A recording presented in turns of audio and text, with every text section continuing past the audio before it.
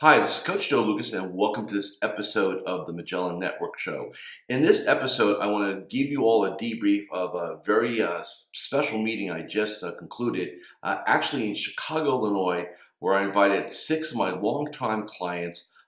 These advisors have in excess of each $5 million valuation, in excess of half a billion, half a billion dollars under management. And basically, what we did is we got them all together. It really took a long time, and I wanted to see if I took 6 rock star advisor CEOs, because that's really what these people are. They're all founders of their enterprises, and if I put them in a room for 2 days and I just let them at it, right, and I'll facilitate what would come out of that. So today is really what I want to talk to you guys about on this episode. It's been something that I've wanted to do for many years, which is and it's all about logistics, right? I want to take, a lot of my clients they just are great business people. And that's a huge distinction. You could be a great advisor. And a great advisor, bottom line, you could do $1 million of top line, maybe, $1.5 million. And so, but to really elevate to that 3, 4, 5, 6, 7, $8 million top line game, it's not about being a great advisor. It's about being a great leader, a great entrepreneur, a great business owner. And a lot of advisors want to achieve that. They aspire to that. But then you get frustrated, right? Because you're trying to just elevate your game to that level. And here's the newsflash. It's not about elevating your game. It's about changing your game. See, the one thing I noticed, and it's nice being a facilitator, I got to kind of lead and also be a fly on the wall. And just the conversations that were happening in this room, talking about exit strategies, equity, funding for acquisitions. One of the members is going to probably close $200 million of private equity to go ahead and acquire practices in their current field. I mean, these are just conversations that typical advisors don't have. But here's some of the key traits, and this is really what I want to share with you in this episode. So what are the commonalities? So it's interesting. I would say the quote-unquote oldest, and I don't want to get into age here, was probably in their mid-60s, and the youngest was probably in their late 30s, maybe early 40s. So as you can see, and then everybody else kind of falls in the middle. So age has nothing to do with it. It just does not. But here's something I think is really important. Number one, they're all consumers of good information. We are exchanging books and what to read. So if you're going to be a rock star advisor, you need to read like Traction by Gino Wickman. You have to understand and master EOS, the Entrepreneur Operating System, right? Because practice management is great, and there are a lot of practice management coaches, and they will get your practice organized. They will not teach you how to be a better business person.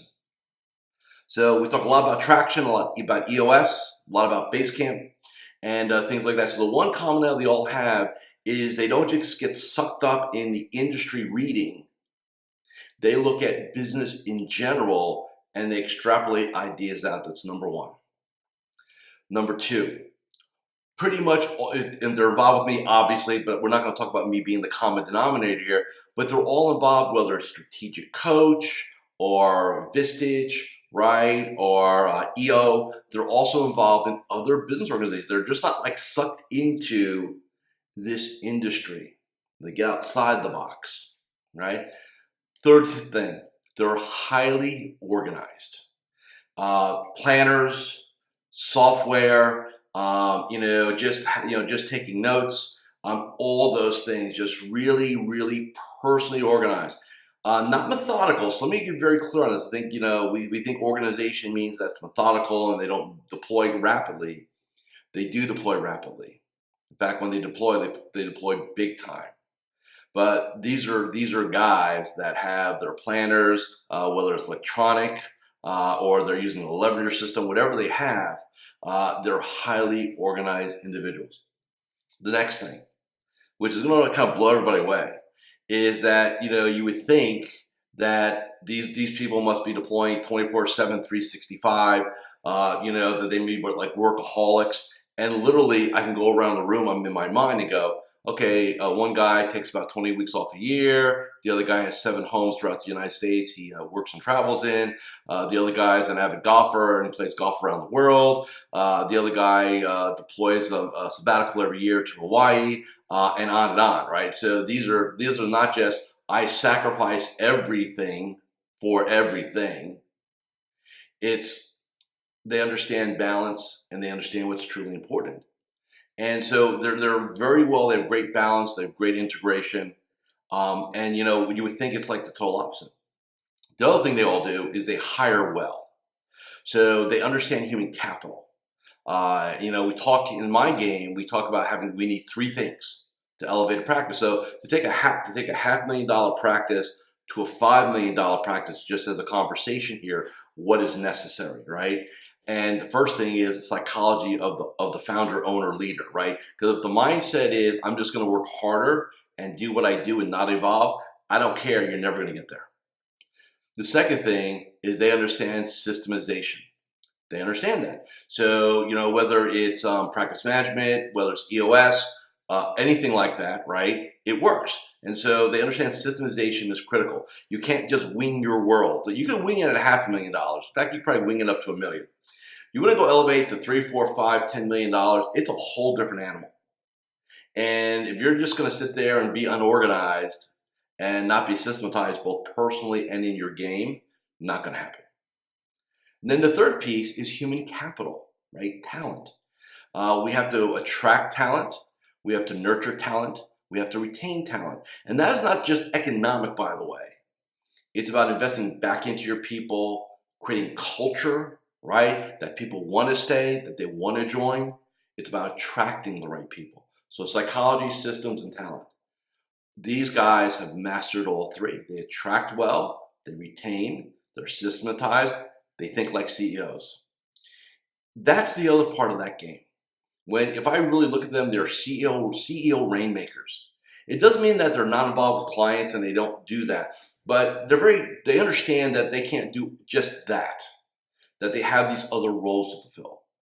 And it's really important.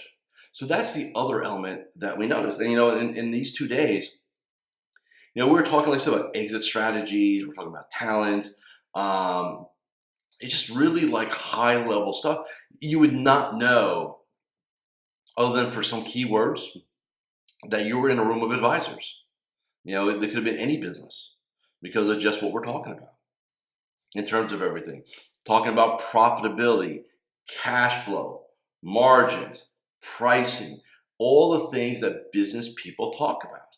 Not about how to get new clients or anything like that. It's all about how to scale. Like, okay, how do we double? How do I double the questions? How do I double my business and still have my 20 weeks off a year? How do I go from a $5 million valuation to a $25 million? Think about this, a 5x valuation. And we do some of the conversation, and then we're whiteboarding it, we're brainstorming it, we're kind of flow charting out what it looks like. And these are the conversations we're having. That's the beauty of our industry. Now, if you want to, have a $500,000 shop or less and be a solopreneur and work from home and have your own game, I've got clients that do that, and they're successful and they love it, and that's great. And I do not knock that at all. I just do not. I think it's wonderful. That's the beauty of our space, right? It's like being medicine, right? You could be a doctor and you can work in a clinic and make some money and help people, and you feel good about that and that works well. Or you can go ahead and be the quote unquote Beverly Hills plastic surgeon and be on TV and do that game, right? It's all medicine, definitely different versions, different ends of it. Bottom line is our space the same way. But here's one thing that I would say that's really important.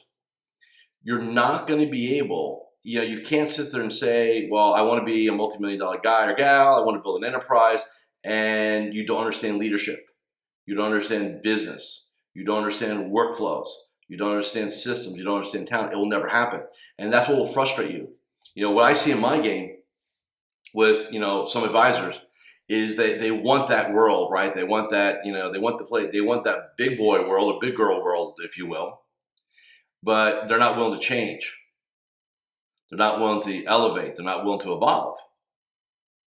So if you're going to sit there and say that I want to go double, triple, quadruple my game, But your behavior is like, get up in the morning, how many appointments do I have? I got to make some money. I got to see people. And like you're chasing yourself like you did 10 years ago, and you're not doing that shift pivot that I always talk about in my work.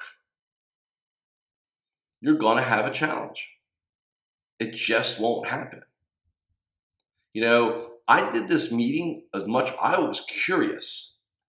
I wanted to see in my space, and by the way, the average advisor in that room has been with me for over 10 years. In fact, one of them has been with me for 25 years. He's client number 4. He's in the top 30 at a major independent, like rock star guy, right? But I remember when I started working with him, we laughed about it actually at the meeting. We were, he was doing a couple $100,000 a year, and I was doing, probably about the same. And we had our children, and we're talking about diapers, right? And it was funny. I was talking to him. We had dinner. All of us had dinner out, and we're talking about the fact that our relationship has went from diapers to our children graduating college. He's gone from a $250,000 game to a $7 million game. I've gone from my game to a 7-figure game. And we talk about that journey and just how we've evolved as people, as professionals, as friends. And it's beautiful. And it's a beautiful place to be in this game.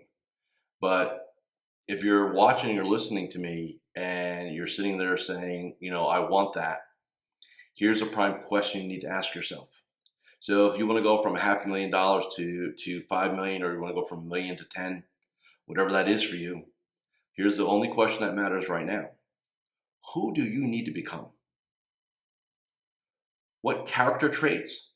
What habits? What psychology? Because if you're saying to yourself, I'm just going to, I need to figure out the systems and the marketing, I need to figure out real estate, I need to do all those things.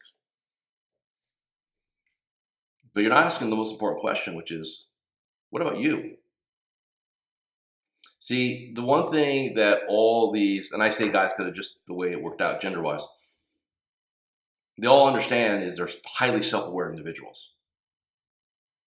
They want to know where their blind spots are. They seek advice and guidance. The funny thing about my game, coaching advisors for over a quarter century, is that the advisors who absolutely need my help are least likely to retain me because of ego, scarcity, just kind of some BS mindset stuff they got going on.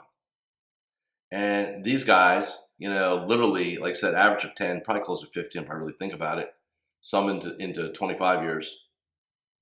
We'll be going to each other's funerals. That doesn't make sense. You can't really do that. But somebody's going to go to somebody. That's how long we plan to stay, engaged. That's a big difference. And so for those of you who are watching, listening, you want to go play, that space, you want to elevate there. Maybe you're kind of crawling your way up there, right? And you're like, man, how do I stay here, right? Or how do I continue the journey? You got to just keep asking, what do I need to do different? Who do I need to become? None of these guys woke up and said, I'm going to lead and I'm going to do this, right? It was an evolutionary process. All of them, it's kind of funny. All of them have had multiple coaches, and I encourage that, by the way. They go to conferences. They're very deep into personal development. They spend a lot of money on themselves, making themselves better. They spend a lot of money making their teams better. They reinvest back in their people. I think sometimes we get, advisors get caught up in, the show.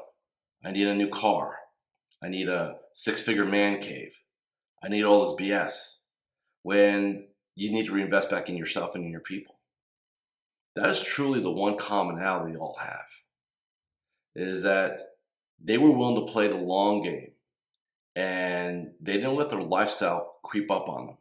They always kept a lot of cushion, a lot of margin, and that way they can always deploy it back into their businesses, deploy it back into themselves, back into their people. So I just want you all to think about that. And then ask yourself, what do I need to do? Who do I need to become?